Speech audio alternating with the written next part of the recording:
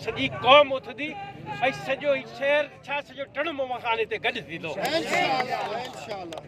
भाईजान तव्हां सभिनी जो शुक्रियो अदा था करियूं छो मुंहिंजी पंहिंजी तबियत बि सेट कोन्हे तंहिं हूंदे बि विच ॿिए पासे इहा अचानक मूंखे ॿुधायो त इन करे असीं पाण हिते अचानक आहियूं। इहो सभिनी खे सलाम आहे, सभिनी भाउरनि खे जेके हिते आया आहिनि।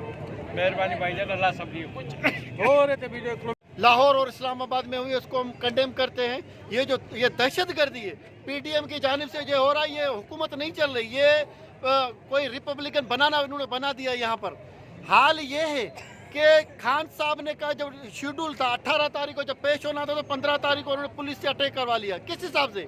अगर गिरफ्तारी वारंट है तो 18 तारीख को खान साहब पेश होना होता तो बाद में करते। आज जब खान साहब ने यही ऐलान किया जब निकले जमा पार्क लाहौर से इस्लामाबाद की जानिब, तो जब निकल रहे तो इनका क्या काम था? कंटेनर लगा के रोड को बंद करना और लोगों पर तशद्दुद करना और बेतहाशा जुल्म किया गया है। इस्लामाबाद में हमारे वर्करों को जख्मी किया गया है और टीयर गैस जो इस्तेमाल किए गए आज तक ये हमने नहीं देखा।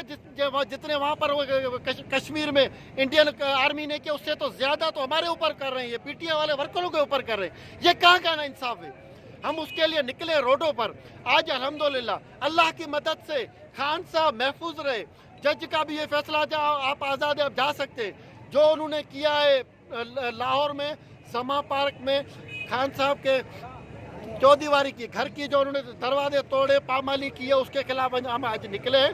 अगर आइंदा खान साहब पर उन्होंने हाथ लगाया तो हमारा अभी जो एहतजाज रिकॉर्ड करने का प्रोग्राम है इंशाअल्लाह हम पुरअमन रहेंगे और यहीं पर बैठेंगे। हम आवाम को तंग करना नहीं चाहते, हम आवामी लोग हैं।